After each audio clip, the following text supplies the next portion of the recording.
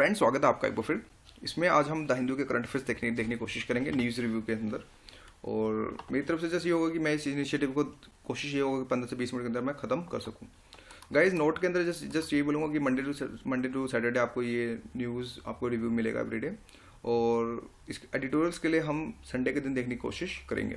Daily MCQs भी आपको मिलेंगे। जब मैं करंट अफेयर पोस्ट करूंगा तो उसके 3 से 4 घंटे के अंदर आपको करंट एमसीक्यूज भी मिलने मैं आपको देने की कोशिश करूंगा।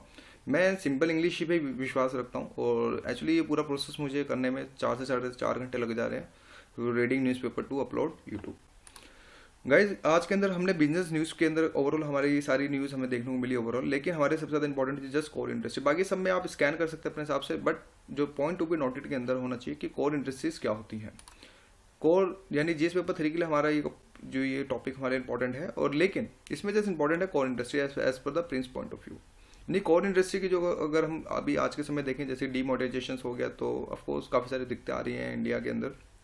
पॉजिटिव आउटकम तो अभी तो फिलहाल नहीं देखने को मिल रहा है, काफ़ी ज़्यादा क्रिटिज्म ही मोस्टली देखने को मिल रहा है, जिस वजह से हमें ये देखने को मिला कि स्लो ग्रोथ हुई है हमारी इस साल। ये पॉइंट्स इतने इंपॉर्टेंट नहीं है, लेकिन हमें चीज़ें एनालाइज करके न्यूज़ को एनालाइज करते हमेशा आगे बढ़ना होगा, क्योंकि करंट अफेयर से काफ़ी सारे क्वेश्चंस हमें जीएस पेपर 3 के अंदर देखने को मिल रहे हैं। तो जस्ट ये बोलूँगा ये चीज़ इंपॉर्टेंट नहीं है, but films point of view के हिसाब से हमारे लिए कोर इंडस्ट्री सबसे ज़्यादा इंपॉर्टेंट है। तो गाइज, न्यूज़ के अंदर अगर हम पूरी न्यूज़ को अगर हम एनालाइज करें तो हमें ये सारी चीज़ें, कुछ पॉइंट्स हमें जो नोटेड डाउन रखने पड़ेंगे। वो ये है कि इलेक्ट्रिसिटी, कोल, रिफाइनरी, फर्टिलाइजर प्रोडक्शन, सीमेंट का कुछ अप हमें देखने को मिला। और क्रूड, नेचुरल गैस और स्टील प्रोडक्शंस को हमें प्रोडक्शंस में जो हमें डाउन देखने को मिला, क्योंकि कोर इंडस्ट्रीज के अंदर अगर अप एंड डाउन होता है तो हमारी पूरी जीडीपी को इम्पैक्ट करता है। कोर इंडस्ट्रीज होती हैं जिससे किसी चीज को आगे उसकी कॉस्ट ऊपर नीचे हो सकती है। लाइक सपोज अगर बात करें, अगर क्रूड ऑयल के अगर प्राइसेस बढ़ जाएं तो इंडिया के अंदर महंगाई आ जाएगी, इन्फ्लेशन स्टार्ट हो जाएगा। तो जिस वजह से अगर नेचुरल गैसेस के अगर प्राइसेस अगर ज़्यादा बढ़ गए तो अगेन इन्फ्लेशन स्टार्ट होगा, महंगाई आएगी। स्टील प्रोडक्शन में भी यही है, यानी कि ये कोर इंडस्ट्रीज डायरेक्टली इनडायरेक्टली काफ़ी सारी इंडस्ट्रीज, छोटी छोटी जो एमएससी हैं, जो मिडिल क्लास की जो इंडस्ट्री, उनसे इंटरकनेक्टेड होती हैं। तो जिस वजह से हमारे लिए कोर इंडस्ट्री इंपॉर्टेंट हमारे सबसे ज़्यादा होता है। प्रिंस पॉइंट ऑफ व्यू के हिसाब से भी इससे रिलेटेड एक क्वेश्चन कहीं ना कहीं हमें देखने को मिलते हैं। तो गाइज, ओवरऑल प्लीज़ आपसे रिक्वेस्ट है कि आप इस कोर इंडस्ट्री 8 कोर इंडस्ट्री को याद करने की कोशिश कीजिएगा, जिसके अंदर कोल है, क्रूड ऑयल को इंक्लूड किया जाता है, natural gas, petroleum refinery products, fertiliser, steel, cement, electricity. ये रट्टा मार फैक्ट्स हैं, आप इनको हमेशा याद करने की कोशिश कीजिएगा। इसी के जैसे फिर कोर इंडस्ट्रीज के अंदर I index of industrial production जो होता है, इनका वेटेज करता है। और आज के समय अगर कोर इंडस्ट्री का अगर हम वेटेज करें तो 38% के हिसाब से आता है। ओवरऑल अगर बात करें इंडस्ट्रियल प्रोडक्शन ही ये कोर इंडस्ट्रीज का जो डेटा सब कुछ इंक्लूड हमें जो आगे प्रोडक्शन हमें देता है। बाकी जब मैं इकोनॉमिक सर्वे कवर करूंगा तो उसके अंदर फिर मैं आपको डीप लूप के थ्रू बताने की कोशिश करूंगा इंडेक्स ऑफ इंडस्ट्रियल प्रोडक्शन क्या होता है, किससे रिलेटेड क्या क्या चीज़ें होती हैं। लेकिन थोड़ा वेट करें, बिकॉज अगर मैं इस चीज़ को इंक्लूड करूंगा तो ये पीपीटी मेरी बहुत लंबी चली जाएगी। It's not possible to cover within 20 minutes.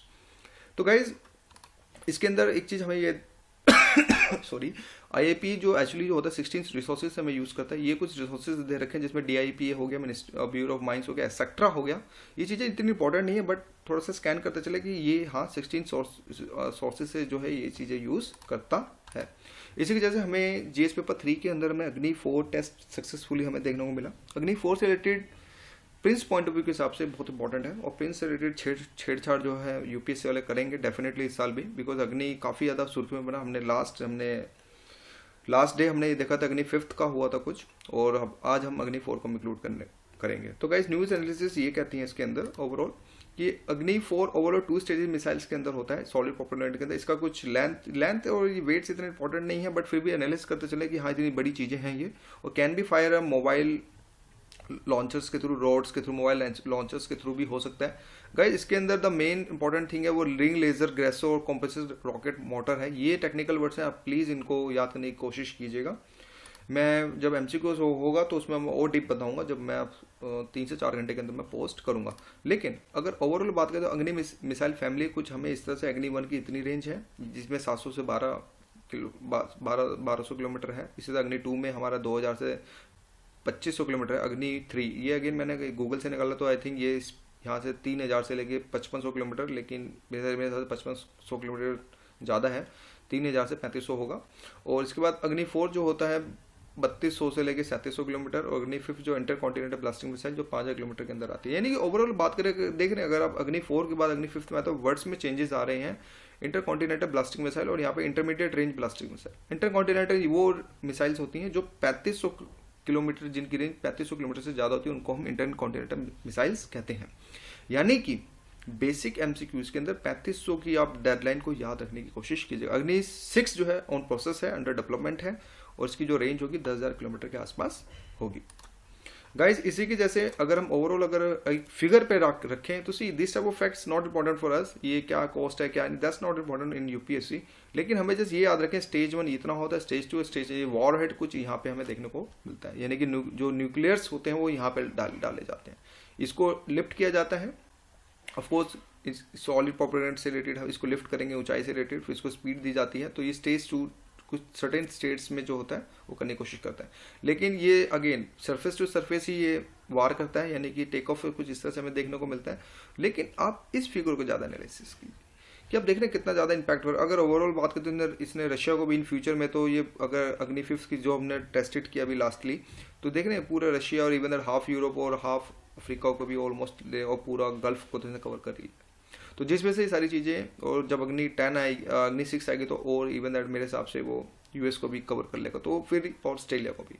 तो ये सारी चीज़ें एनालाइज करनी होगी। बड़े लेवल पे सोचें तो अब यूरोप के अंदर भी हड़बड़ी मच सकती है, अमेरिका के अंदर भी हड़बड़ी मच सकती है, वो आने वाले मेन सीरीज के अंदर। तो गाइस इसी तरह जीएस पेपर 2 के अंदर हमें वर्ल्ड का टॉपिक मिला, जिसके अंदर जो आईएस इस्लामिक स्टेट्स हैं उन्होंने क्लेम किया कि भाई जो इस्तांबुल के अंदर जो तुर्की है, एक्चुअली है Turkey is the you can say this is the last West Asia part. इसके बाद फिर यूरोप स्टार्ट हो जाता है, बुल्गारिया जिसको हम यूरोप में ही कहते हैं, इस्तांबुल ये रहा गाइस। तो वो आईएस वालों ने ये क्लेम किया कि भाई जो अटैक्स हुए थे न्यू ईयर के आसपास तो उन्होंने ही किए थे। तो यहाँ से हमारे प्रिंस के हिसाब से मैप बेस से क्वेश्चन एक बन सकता है कि ब्लैक सी से रिलेटेड या मेडिटेरियन सी से रिलेटेड हमारा बन सकता है, वो मैं इन फ्यूचर में कवर करूंगा। लेकिन यहाँ पे पॉइंट टू बी नोटेड, यहाँ पे हमें एनालिसिस करना ये पड़ेगा कि आईसी अब इस्लामिक स्टेट ने यहाँ पे क्लेम किया है, यानी कि अब इनकी जड़ें यहाँ पे तुर्की की तरफ भी आ गई हैं। तो जिस वजह से अब सी ये लास्ट वेस्ट एशिया, उसके बाद फिर यूरोप स्टार्ट हो जाता है। अभी हाल ही में हमने ये भी देखा कि अगर बात करें तो फ्रांस के अंदर भी हमने बॉम्ब अटैक्स देखे थे अगर लास्ट ईयर अगर बात करें तो। लेकिन अब यहाँ पर क्या है, अब एक्चुअली यूरोप में भी खड़बड़ी मच सकती है। तो जिस वजह से ये फर्स्ट ऑफिशियली इन्होंने बोला इस्लामिक स्टेट्स ने कि हमने तुर्की के अंदर अटैक किया है। तो ये सारी न्यूज़ हमें ध्यान में रखनी पड़ेंगी। साइड टू साइड ये भी है कि IC side attacks was the response to the तुर्की मिलिट्री इंटरवेंशंस, यानी कि अगर बात करें जो तुर्की की जो आर्मी है वो एक्चुअली जिहादिस्ट के अगेंस्ट है इन सीरिया के अंदर। ऑफकोर्स उनको मारपीट के लिए इनको खत्म करने की कोशिश करी, जिस वजह से इस्लामिक स्टेट ने जो है तुर्की के अंदर अटैक किया। लेकिन साइड एंगल यहाँ पे एक ये भी कहता है न्यूज़ के अंदर कि बगदाद के अंदर, यानी कि बगदाद जो है उसके अंदर आईसी वालों ने शिया गैदरिंग में, जहाँ पे गैदरिंग हुई थी वहाँ पे कुछ 20 लोग मारे गए। तो यानी कि ओवरऑल अगर बात करें तो इस्लामिक स्टेट्स अगर बात करें तो क्रिश्चियंस हो गया, शिया हो गया, इनके पीछे ज़्यादा पड़ी हुई है। क्योंकि ये लोग सोचते हैं कि शिया लोग मुस्लिम, ठीक है शिया लोग भी मुस्लिम है, लेकिन दे आर फॉलो डिफरेंट, ये जो मानते हैं अपने दूसरे पैगंबर को मानते हैं। तो जिस वजह से ये बोलते हैं कि शिया जो है प्रॉपर मुस्लिम नहीं है। तो जिस वजह से ये इस्लामिक स्टेट्स वाले ये इनको भी अटैक कर रहे हैं। गाइज इसी तरह हमें जो नेक्स्ट न्यूज़ मिली वो डाइसी मिशन मिला। Dicey mission in the sense अगर बात करें तो ओवरऑल अगर थीम पकड़ने की कोशिश करें तो अमेरिका 1944 के अंदर अगर बात करें, पहले आपको थीम समझा देता हूँ इसकी छोटी सी, कि 1944 के अंदर हमें ये देखने को मिला था कि यूएस एक्चुअली अगेंस्ट था चाइना के, कि यूएस जो था चाइना को सपोर्ट नहीं करता था। लेकिन कुछ ऑफिशियल्स चाइना के अंदर आए ये नॉन प्रोविजन में, उन्होंने कुछ कंट्रीब्यूशन डाला, मीन्स म्यूजियम्स में क्रिएट किया, कुछ और भी अच्छे काम किए उन्होंने ओवरऑल। तो डिक्सन मिशन ये कहता है कि जो चाइना के अंदर जो म्यूजियम है जहाँ पे काफ़ी लोगों ने यूएस के जो डिप्लोमेट्स ने अपना कंट्रीब्यूशन दिया था, चाइना के म्यूजियम में उनकी एक भी फोटो नहीं है और उन्होंने मायो को ही सबसे ज़्यादा जो पॉजिटिव पॉइंट में दिखाने की कोशिश करी है। तो जिस वजह से डिक्सन मिशन फिर सुर्खियों में हमें थोड़ा द हिंदू से थ्रू हमें खुरापात देखने को मिला। तो ओवरऑल यही इसकी थीम थी, बट थीम को थोड़ा और डीप एनालिसिस करते हैं कि mission was assist to the भाई यूएस डिप्लोमेट। 1944 के अंदर यूएस डिप्लोमेट्स जो हैं वो लोग यूएन प्रोविजन के अंदर आए। साइड टू साइड इन्होंने माओ जेदांग से मिलने की कोशिश करी। उस समय जो ये मायो जो नेता थे वो उस समय सिविल वॉर हो रहा था उस समय चाइना के अंदर, अगर आप वर्ल्ड हिस्ट्री पढ़ें तो उस समय गुरिल्ला वार के अंदर बिजी थे, और ये यूएस के अगेंस्ट भी अगर बात करें तो देखा जा सकता है कि यूएस के अगेंस्ट भी ये लोग खड़े थे। तो क्या इसी तरह फिर जो चैंग कोई शेक और प्लस मायो के बीच में अगेन चैंग कोई शेक को अलग कोई सपोर्ट कर रहा था, इसी तरह मायो को कोई और सपोर्ट कर रहा था। तो जिस वजह से ओवरऑल दोनों के दोनों ये चाहते कि यूएस को तो हम घुसने नहीं देंगे, ये इसके अगेंस्ट खड़े हो गए थे। लेकिन कंटेस्ट के अंदर यूएस वालों ने कुछ म्यूजियम्स बनाए इन चाइना के अंदर, और वो मिलना चाहते थे एक्चुअली मायो से, लेकिन due to the lack of time Mayo के पास वो लोग नहीं मिल पाए, और जिस वजह से फिर जो यूएस के जो डिप्लोमेट्स थे उन्होंने चाइना के अंदर म्यूजियम के अंदर कंट्रीब्यूशन दिया। और येनान का मतलब यहाँ पे जो अगर अमेरिकन लैंग्वेज के अंदर बात करें तो इसको डिक्सी कहते थे। जो डिक्सी एक वो अमेरिकन जो थे यूनान को ही डिक्सी कहते थे। इसका मतलब ये होता है कि रिबेल टेरिटरी, यानी विद्रोहियों का एक राज्य है, कुछ इस तरह से। तो गाइस इसी तरह डिक्सन मिशन जो था had closer relation with the mission officer that any American have had with the Chinese community. और इनके डिक्सन मिशन के अंदर यही एक ऐसा मिशन था जिसके अंदर क्लोजर रिलेशनशिप हमें देखने को मिला चाइनीज कम्युनिटी पार्टी के अंदर। ओवरऑल अगर बात करें तो फिर Mayo did not meet with the US President Franklin D Roosevelt. उस समय जो फ्रैंकलिन जो रोजवेल्ट थे उनसे वो नहीं मिल पाए थे, और म्यूजियम टोटली इग्नोर कर दिया, यूएस की जो पिक्चर्स को बिल्कुल इग्नोर कर दिया, और they put Mao in positive light. मैंने अपनी सिंपल सी लैंग्वेज में लिखा। तो ओवरऑल गाइज ये था ये पेपर। एक्चुअली जो ये टॉपिक है ये जीएस पेपर 1 और प्लस जीएस पेपर 2 आईआर और E1 द जीएस पेपर 1 के लिए हिस्ट्री के अंदर भी टॉपिक इंपॉर्टेंट है, तो मेंस पॉइंट ऑफ व्यू के हिसाब से प्रिम से यहाँ से एक क्वेश्चन भी नहीं बनेगा। तो गाइस जीएस पेपर 2 के लिए हॉट टॉपिक था अगेन ऐसी bold out top BCCI bosses. ये सुधरेगा नहीं बीसीसीआई, कुछ इस तरह से हमें देखने को मिला। गाइज इसके अंदर ओवरऑल न्यूज ही एनालिसिस करते हैं अभी, क्योंकि इवेंट अभी चलेगा, अभी काफी सारी चीजें आएंगी हमें देखने को मिले। सी इसमें 3 चीजें हैं, एक है लोढ़ा समिति, एक हमारा बीसीसीआई और एक हमारा एससी। ये खिचड़ी जो पक रही है ये इन तीनों के बीच पक रही है। जो एससी चाहता है कि लोढ़ा कमेटी की रिकमेंडेशंस जो है बीसीसीआई लागू करे, लेकिन बीसीसीआई अपने व्यूज देती है। ये जिस वजह से पूरी की पूरी उलझन हमें देखने को यहाँ पे मिलती है। तो ओवरऑल ये थीम कहती है कि जो इस समय जो ये प्रेसिडेंट है इनको बिल्कुल ही एक सेकंड का कुछ डिस्टर्बेंस घर के अंदर।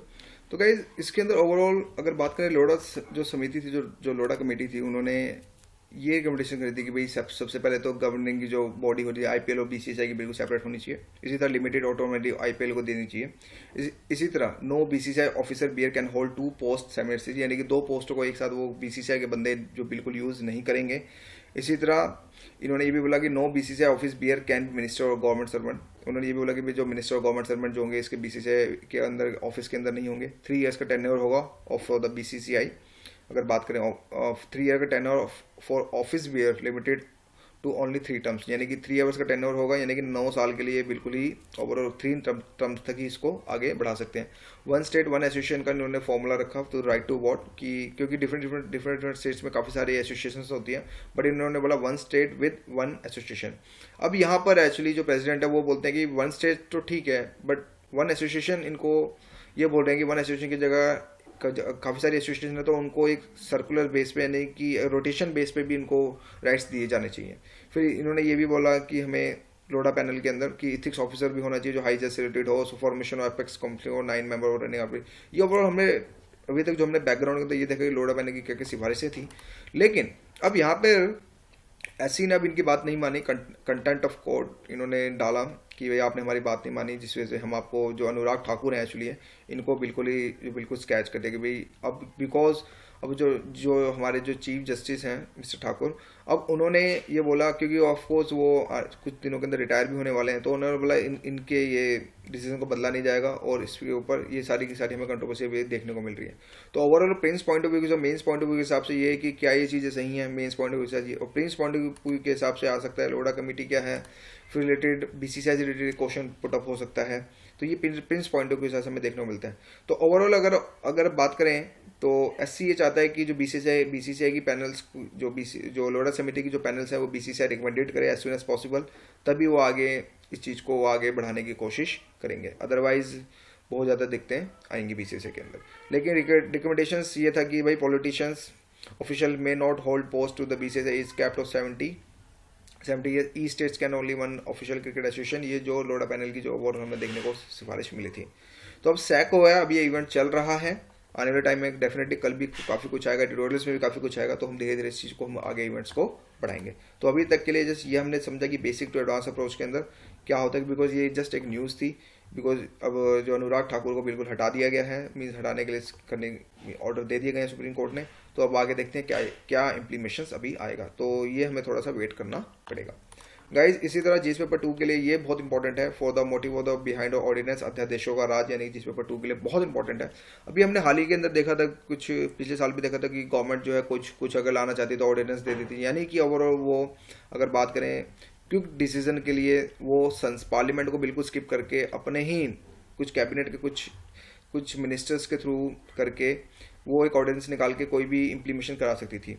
ठीक है, वो बाद में व्हाट्सएवर वो उसको वो कर सकते थे, वापस ले सकते थे, अगर पास नहीं होता तो वो चीज़ अलग है। लेकिन ऑर्डिनेंस का बार बार आना, ये चीज़ ये भी हमारे देश की इकोनॉमी के लिए सही नहीं, हमारे as per the international stage के हिसाब से भी अगर बात की चीज़ें सही नहीं है। तो जुडिकल रिव्यू अब यहाँ पे हो रहा है। एससी सुप्रीम कोर्ट ने ये बोला है कि भाई हम जो है प्रेसिडेंट की पावर और साथ में जो स्टेट गवर्नर की पावर को अब हम रिव्यू करने की कोशिश करेंगे कि क्या ये लोग सही कर रहे हैं। मीन्स अब जुडिशियल ने ये बोला है एक्चुअली कि ये प्रेसिडेंट और जो स्टेट गवर्नर है जो ऑर्डिनेंस निकालते हैं, ये भी अंडर जुडिशरी रिव्यू के अंदर आता है। ओवरऑल यहाँ पे ये सारी जो थीम बताने की यहाँ पे कोशिश करी गई है। President under article 123 now review by the SC soon, और गवर्नर अंडर 213 आर्टिकल। ये बहुत इंपॉर्टेंट आर्टिकल है, प्लीज इनको याद कीजिए। प्रिम्स पॉइंट ऑफ व्यू के साथ डायरेक्ट फैक्चुअल बेस पे भी क्वेश्चन पूछ सकता है। बिकॉज ये रिव्यू इसलिए पूछा गया बिकॉज बिहार के अंदर बैकग्राउंड के अंदर 7 अध्यादेश लगातार बैक टू बैक निकाले गए, और नॉन गवर्नमेंट संस्कृत स्कूल्स के जो उनको एक्चुअली कॉन्ट्रैक्ट बेस पे अगर बात करें तो उनको मीन्स कॉन्ट्रैक्ट बेस पे हाँ इनके कुछ इम्प्लीमेशन मीन्स इन टीचर्स को और आगे हम इम्प्लीमेशन करेंगे, इनको कुछ और दिनों के लिए हम और अलॉटेड कर रहे हैं। तो कुछ इस तरह से हमें देखने को सारी चीज़ें देखने को मिल रही थी, जिस वजह से बैक टू बैक 7 हमें सक्सेसफुली हमें ये प्रोमulgation हमें देखने को मिला अध्यादेश। तो अब एससी अब यहाँ पे ये ले रही है कि आखिर ये बैक टू बैक क्यों सक्सेसफुल हो रहे हैं, क्या प्रेसिडेंट और गवर्नर को भी अब इसके अंदर इसमें जुडिशियल रिव्यू के अंदर शामिल कर लिया गया है। तो गाइज इसी की वजह से एक द मोस्ट इंपॉर्टेंट न्यूज आज के समय ये देखने को मिली for the men's point of view कि SC was on religious basis as a corrupt. यानी कि अगर बात करें कि जो रिलीजियस बेसिस पे जो कुछ लोग हैं, चाहे वो किसी भी कम्युनिटी के हों, वो लोग क्या है कि अपनी कम्युनिटी को ही आगे बढ़ाने की कोशिश करते हैं, उसी के कम्युनिटी के ऊपर ही बेस, जिसके अंदर रिलीजन, कास्ट, रेस, कम्युनिटी और लैंग्वेज के लिए बोलते हैं कि भाई आप हमें वोट दें, हमारी कम्युनिटी का सवाल है, हमारे रिलीजन का सवाल, हमारी कौम का सवाल है कुछ। अब ये सारी चीज़ें अब नहीं होंगी। ये ऐसी ने बोला ये हमारे एज पर द डेमोक्रेसी के लिए हैम्पर करेगा, ये हमारे अगेंस्ट डेमोक्रेसी भी है। तो ये अगर कोई पॉलिटिशियन या फिर कोई भी पीपल अगर इस तरह की कोई अगर अपील करता है तो उसको डिसक्वालीफाई बिल्कुल ही कर दिया जाएगा for the elections by elections के अंदर।